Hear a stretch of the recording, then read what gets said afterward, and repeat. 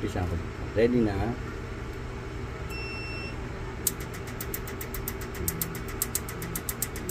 Kapit mo, Joe.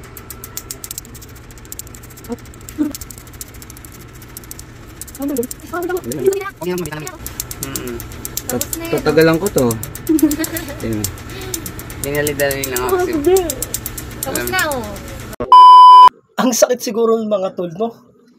So, yun, para sa akin lang, no?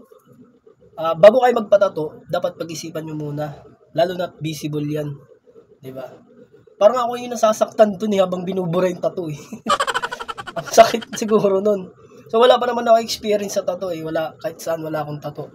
May isa, kahit tuldok, wala akong tattoo, no?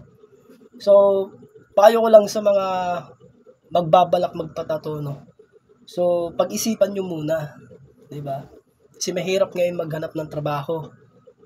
Lalo na sa may tattoo, 'di ba? Sa visible, 'di ba? Kita yung tattoo. So, sa dami na rin ng populasyon ngayon, maraming aplikante. Sa dami ng populasyon, syempre, hindi lang ikaw yung nag-a-apply, 'di ba? Kaya mag-isip-isip ka muna bago kayo magpatato, 'di ba? Siguro kung may sarili kang negosyo or may magandang trabaho ka na stable, pwede ka magpatato siguro, no? Pero mas better kung may sarili kang negosyo, siguro negosyante ka. Kahit magpatato ka sa mukha, okay lang eh. 'Di ba? At saka dati mga tol, ang pinangtatanggal ng tattoo is plancha, 'di ba? Which is hindi naman natatanggal, nasa loob pa rin, pero natatakpan ng keloid or dito peklat. So ang pangit tingnan. Hindi tulad ngayon, pwede ka na pa-laser para ma-remove yung tattoo, di ba?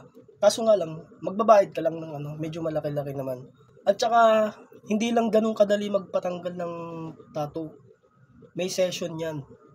Siguro mga 2 months bago matanggal yung tattoo mo. Ganun katagal.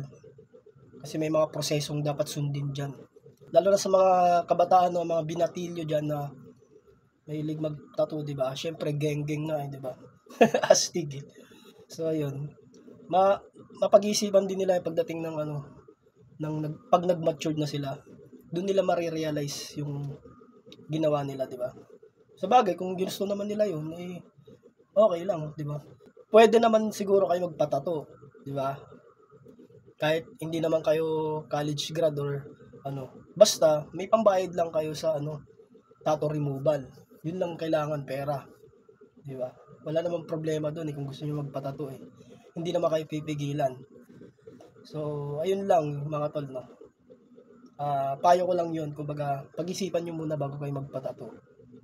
Di ba? Yun lang. Peace show.